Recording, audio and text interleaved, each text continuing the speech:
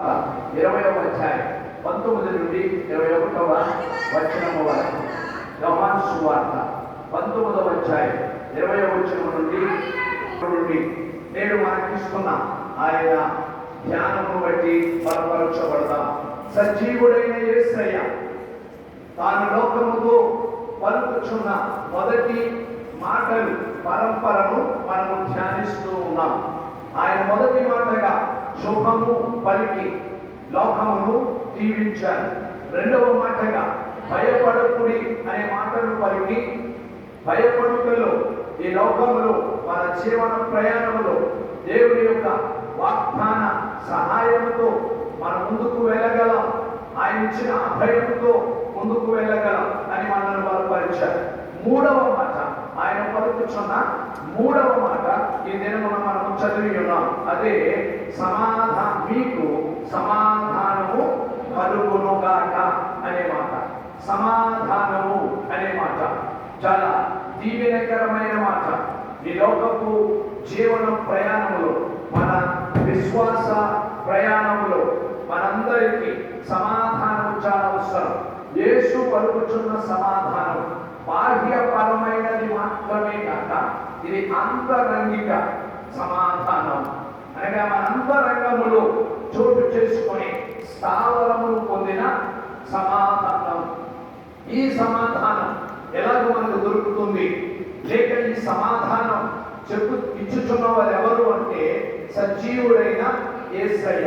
మరియు ఆయనను గూర్చి యెషయా భక్తుడు చెప్పిన రీతిగా ఈ లోకంలోనికి పుట్టబోయే సమాధాన అధిపతి అని ఆయనకు పేరు ఇవ్వబడింది.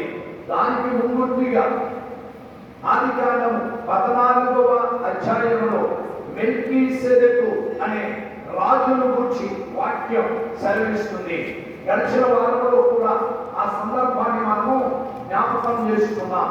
ఆ సందర్భం ఎలాంటిదనగా, లోతు అన్నిటినీ కోల్పోగా తన సోదరుడైన అబ్రహాము తన కొరకు పోరాడి లోతుకు అన్నింటినీ తిరిగి అప్పగించారు. తిరిగి ఇంటికి వెళ్ళిపోతున్నప్పుడు అబ్రహామునకు మెల్కీసెదెకు షాలేము రాజు ఆయనకు ప్రత్యక్షమై అబ్రహామును దీవించినట్లుగాను, అబ్రహామునకు రొట్టెయు ద్రాక్షారసమును ఇచ్చినట్లుగా అధ్యాయం తెలియపరుస్తుంది. ఆ మెల్కీసెదెకు ఎవరు అనేది హెబ్రీ పత్రిక 7వ అధ్యాయం 1-2 వచనాలలో ఆయన గురించి ఇలాగూ వ్రాయబడి ఉన్నది. హెబ్రీ పత్రిక మనకు ఆదికాండము 14వ అధ్యాయంలో అబ్రహామును ఎదుర్కొనేటువంటి షాలేము రాజును గురించి మరలా హెబ్రీ పత్రికలో మనకు కనబడుచూ ఉన్నది. చాలా స్పష్టంగా వ్రాశాడు. రాజులను సంహరించి అబ్రహాము తిరిగి వచ్చుచున్నప్పుడు ఎవరిని కలుసుకొనినో, ఎవరితో తాను మాట్లాడినో, ఎవరికి 10వ వంతు ఇచ్చెనో ఆయనకే మెల్కీసెదెకు అనే పేరు. ఈ మెల్కీసెదెకు ఎవరు అనగా క్రీస్తు ఈ లోకములోనికి శరీర రూపములో రాకముందు పాత నిబంధనలో తన యొక్క అద్భుతమైన ప్రత్యక్షతను దేవుడు ఇచ్చాడు. క్రిస్టోఫనీ ఇన్ ద ఓల్డ్ టెస్టమెంట్. పాత నిబంధనలో కనబడుచున్న క్రీస్తు ప్రత్యక్షతలు అని పిలుస్తారు. ఈ మెల్కీసెదెకు ఈ లోకములోనికి రానున్న క్రీస్తునకు మూర్తిగా ఉన్నాడు. ఈ మెల్కీసెదెకు రాజునకు అర్థములు 2 ఉన్నవి. ఒకటి నీతికి రాజు అనే అర్థం, రెండవ అర్థము సమాధానపు రాజు. ఆ సమాధానపు రాజే సజీవుడైన యేసయ్య. ఆయన ఇప్పుడు పలుకుచున్నాడు. ఆయన మాత్రమే పలకగలడు. ఎందుకనగా ఆయన మాత్రమే ఇవ్వగలడు. దేవునికి స్తోత్రం. హల్లెలూయా. అప్పుడప్పుడు కొన్నిసార్లు మనోళ్ళు దీన్ని అర్థం చేసుకోవడానికి మీకు జస్ట్ ఉదాహరణ చెప్తా ఉన్నాను. ఎవరైనా అంటూ ఉంటారు కదా, పర్వాలేదులే నువ్వేం కంగారు పడుకో, అప్ప సొప్పు సెద్దిగానే అంటుంటారు. అలా చెప్పిన మీరేమంటారు? నేను ఎత్తవా అంటారు.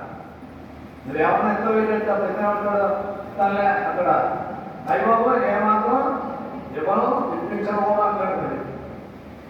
ఇప్పించను కూడా అంటాడు. అంటే మాటే తప్ప అతను చేసేది కాదు. ఏంటంటే టైం ఏదో మాట కలిపానండి అన్నట్లుగా. అప్పుడు మీరు కూడా అడగవచ్చు, నువ్వేదైనా ఇప్పించోయే బాబు అని చెప్పి, లేకపోతే నువ్వేదైనా చేస్తావా. ఒకవేళ కొంతమంది అక్కడక్కడ ఏదో నేను ఇంకేం చేస్తానులే అని అనొచ్చు తప్ప అంతా చేస్తాను అని అనలేదు. అయితే ఇక్కడ సమాధానము కలుగునుగాక అని చెబుతున్న సజీవుడు సమాధానమునకు రాజై ఉన్నాడు. ఆయన సమాధానం ఇచ్చువాడై ఉన్నాడు. అందుకనే ఆయన అధికారముతో ఆ మాటను ప్రకటిస్తూ ఉన్నాడు. శిష్యులకు సమాధానం పొదువైంది, గలిబిలి వచ్చింది.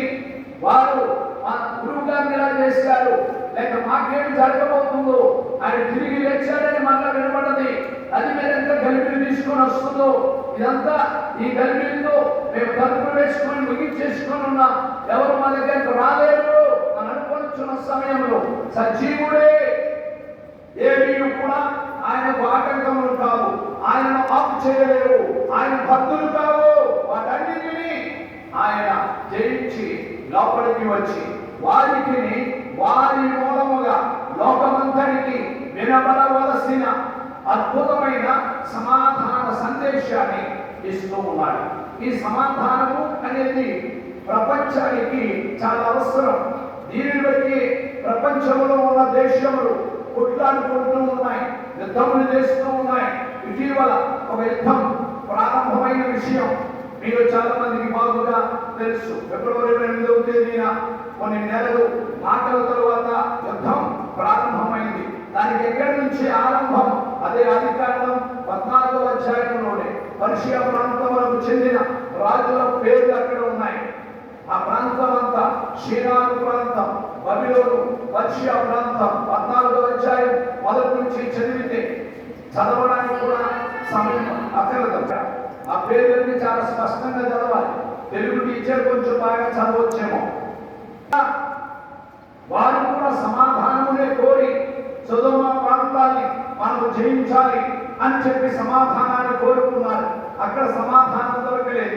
ఆ తర్వాత ప్రపంచమంతా సమాధానం కొరకు పరిగెడుతూ వచ్చింది. దానికి ప్రతిఫలం ఏమైందంటే మొదటి ప్రపంచ యుద్ధం వచ్చింది. మొదటి ప్రపంచ యుద్ధం. ఇక్కడ కొంతమంది చదువుతున్న బిడ్డలు ఉన్నారు, డిగ్రీ చదువుతున్న వాళ్ళు, ఇంకా ప్రత్యేకంగా హిస్టరీ చదువుతున్న వాళ్ళు ఉన్నారు. తప్పక ఉండాలి, చదవాలి, మీరు ఆసక్తితో నేర్చుకోవాలి. పలానా పాప, పలానా పలానా బాబు హిస్టరీ ప్రొఫెసర్ అయ్యారండి అనే మాట ముందు దినాల్లో వినబడాలి. దేవునికి స్తోత్రం. హిస్టరీ నిండా ఏముంటాయి? హిస్టరీ ఉంటుంది. హిస్టరీ అంటే హిస్టరీ ఉంటుందా? హిస్టరీ నిండా డేట్స్ ఉంటాయి. ఏముంటాయి? డేట్స్ ఉంటాయి, సంవత్సరాలు ఉంటాయి, దాని గొడవ అంతా ఉంటుంది. ఈ విధంగా తప్పక ఆసక్తితో చాలా సబ్జెక్ట్స్ ఉన్నాయి. ఆసక్తితో పిల్లలు చదవాలి, నేర్చుకోవాలి. ఈ విధంగా మొదటి ప్రపంచ యుద్ధం వచ్చింది. ప్రతిఫలం ఏమైంది? సమాధానం దొరకలేదు. ఆ యుద్ధం అయిపోయిన తర్వాత ఒక సమావేశంలో వారు ఏమన్నారంటే, ఇక మనకి ఇలాంటి యుద్ధాలు రాకుండా ఉండాలి కాబట్టి ఒక సమైక్యను ఏర్పాటు చేసుకుందాం. దానిని లీగ్ ఆఫ్ నేషన్స్, నానాజాతి సమితి అన్నది వారు ప్రారంభించారు. సోషల్ స్టడీస్ లో మనం రాసుకుంటాం నానాజాతి సమితి. నేను అడ్డాన్ని రాసుకున్నప్పుడు రెడ్ పెన్ తో రాసుకునేవాడు. రెడ్ పెన్ తో ప్రత్యేకంగా రాసుకునేవాడు. ఒక పక్క రెడ్, ఒక పక్కన బ్లూ. ఆ రోజులు పెన్నులు అలాంటివి దొరికి, లేకపోతే ఒకే పెన్కి ఈ 4 రంగులు ఉండేవి. నొక్కుని ఆ శక్తితో రాసుకుంటూ ఉండేవాడు. ఈ విధంగా నానాజాతి సమితి వచ్చింది, కానీ ప్రపంచానికి శాంతి దొరకలేదు. తర్వాత మళ్ళా 2వ ప్రపంచ యుద్ధం వచ్చింది. 2వ ప్రపంచ యుద్ధం జరిగిపోయింది. అప్పుడు కూడా సమాధానం లేదు. ఆపై ఒక సమితి ప్రారంభించబడింది. దానిని యునైటెడ్ నేషన్స్ ఆర్గనైజేషన్, ఐక్యరాజ్య సమితి అని చెప్పారు. ఐక్యరాజ్య సమితిలో ప్రపంచంలో ఉన్న దేశాలు భాగస్వాములై సమాధానంతో మనం ముందుకు పోదాం అంటే మొన్నటి వరకు వినబడుతున్న మాట, ఇప్పటి వరకు వినబడుతున్న మాట, 3వ ప్రపంచ యుద్ధం వచ్చేస్తుందా అనే మాట.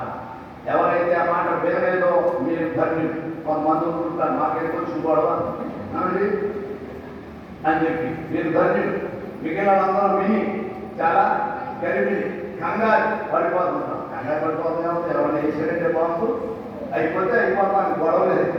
ఓకే, మొదటి ప్రపంచ యుద్ధం తర్వాత జరిగింది ఏంటంటే ప్రజలు చాలా మంది అవయవాలు కోల్పోయారు. అవయవాలు కోల్పోయి జీవన ప్రయాణాన్ని సాగించారు. రెండవ ప్రపంచ యుద్ధం జరిగిన తర్వాత మనుషులే లేకుండా పోయారు. ఇక మూడవ ప్రపంచ యుద్ధం కానీ జరిగితే లెక్క పెట్టేవాడు కూడా ఉన్నాడు, ఇంకా రిపోర్ట్ ఇచ్చేవాడు కూడా ఉన్నాడు. ఆ విధంగా తయారు చేసి ఉంచారు అన్నీ కూడా. దేవుడికి స్తోత్రం. ఈ విధంగా తయారు చేసి ఉంచారు. ఓకే, ఈ పరిస్థితుల్లో పర్వత నాటు అనేది ఉంది. దేశాల మధ్య సెవెరల్ ట్రీటీస్ జరుగుతూ ఉంటాయి. వాటన్నిటినీ కూడా ఇవన్నీ ఎందుకు జరుగుతున్నాయంటే చెప్పడానికి చాలా విషయాలు ఉన్నా, ఇప్పుడు చెప్పలేకపోతున్నా.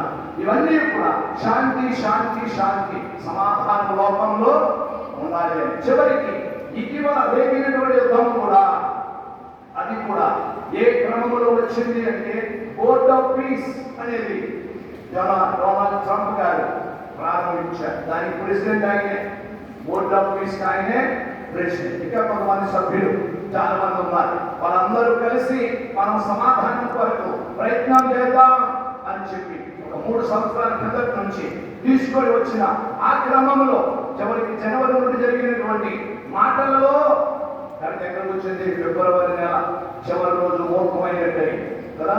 ఫిబ్రవరి నెల చివరి రోజు 28వ తేదీ యుద్ధానికి ప్రారంభమై సుమారు ఒక నెల పాటు సాగింది. ఇంకా సాగుతూ ఉంది.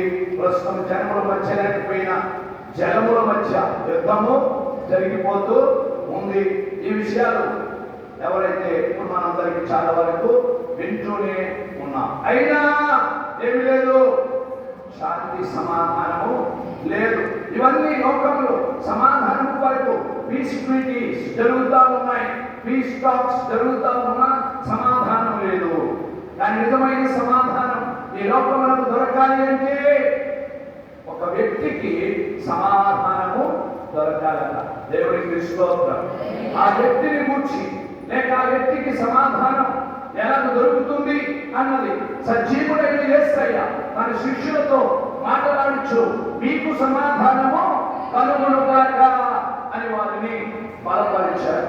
ఆ మాట ఆ దినములలో వారు చేపట్టి వారు ఉన్నటువంటి ప్రపంచములకు ఆ సత్యాన్ని అందించి ఇతరులకు ఈ సమాధానం అందాలి సుమి అని చెప్పి వారు సిద్ధపరిచారు.